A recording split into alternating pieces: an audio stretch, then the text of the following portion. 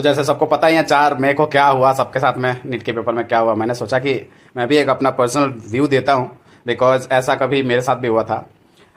ये पेपर देखने के बाद में मुझे भी अपना याद आ रहा है, ये आई थिंक 2013 का जे एडवांस का पेपर, कि पूरे के पूरे साल हमने प्रिपेयर किया था 480 मार्क्स के हिसाब से, 400 के ऊपर मार्क्स के हिसाब से फाइनल पेपर आया 360 का जे एडवांस का, 180 का। पहले पेपर जाते ही भाई, पहले पेपर में मुझे पर्सनली कोई हवा ही नहीं लगा करना क्या है, क्वेश्चंस कैसे स्टार्ट करने हैं, इसमें भी बहुत सारी दिक्कतें आ रही थी। आसपास लोगों को देखने के बाद में पता चला कि किसी से पेपर नहीं हो रहा है एक्चुअली में, अनफॉर्चुनेटली मेरे वाले ईयर की बात कर रहा हूँ, जहाँ पे मेरे सेक्शन में जो लोग बैठे थे, मेरे रूम में बैठे थे। बट वहाँ पे मेरे पास सेकेंड अपॉर्चुनिटी थी कि दूसरे पेपर में मैं अच्छा कर सकता था, और अच्छा किया भी, इसी वजह से सिलेक्शन भी हुआ। नीट का पेपर कल का देखने के बाद में मुझे तो भाई एक बात समझ में आ गई कि अगर कोई भी बच्चा पढ़ रहा है तो ध्यान से पढ़ो, अच्छे से पढ़ो, क्योंकि पेपर आने वाले टाइम में कैसा बनेगा, अब ये कमेंट करना भी टीचर के लिए भी बहुत ज़्यादा मुश्किल हो गया है, और ऐसा होना ज़रूरी भी था एक तरह से बोला जाए तो। और आने वाले टाइम में जो भी बच्चे प्रिपेयर करेंगे उनको एक बात तो भाई ध्यान में ही रखा करो, मेरे को यही लगता है कि जैसे अपने देश या कोई भी कंट्री जो है आगे बढ़ रही है वो, और अगर वो नेशनल लेवल पे कोई भी पेपर बना रहा है तो एक प्री मेडिटेटेड थॉट के साथ उस पेपर में आप नहीं जा सकते हैं, ये आपके लिए प्रॉब्लम क्रिएट कर देगा। ऐसे पेपर में खासकर उन बच्चों का ज़्यादा नुकसान होगा जो पहले से ही सोच के गए होंगे कि मुझे यही करना है।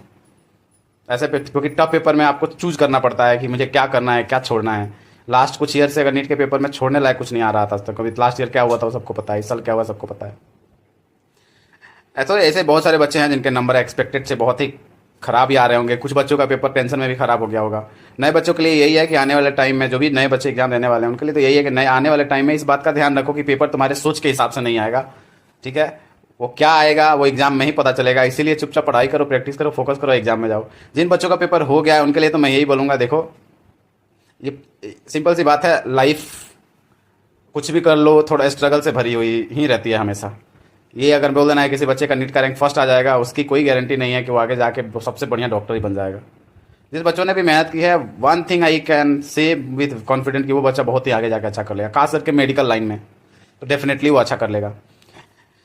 इसीलिए फॉर टाइम बीइंग बिल्कुल डिप्रेस मत होना कि अरे क्या ही होगा। मैं ये संतावना नहीं दे रहा हूँ, तो मैं सिंपैथी नहीं दे रहा हूँ, यही रियलिटी है एक्चुअली में। बीइंग अ टीचर हम लोग को भी बहुत बार पेपर में शौक लग सकता है, जैसे कल का पेपर था, टू बी ऑनेस्ट जितने 45 क्वेश्चन थे, 1-2 क्वेश्चन करने में मुझे खुद ही 5-5 मिनट लग गए। एक दो मतलब 2-3 क्वेश्चन थे जिसमें 5-5 मिनट लगे, और एक तो ये क्वेश्चन आया था जहाँ पे आप लोगों को पता है वो डबल डेरिवेटिव यूज किया था, उसका आंसर तो खैर आ गया था समहाउ, लेकिन उसका मतलब एग्जैक्ट रीजनिंग थॉट सोचने में instantly it is difficult being a teacher. तो इसमें कोई सेम नहीं है, टू बी ऑनेस्ट, कोई में इसमें शर्म आने वाली बात नहीं है।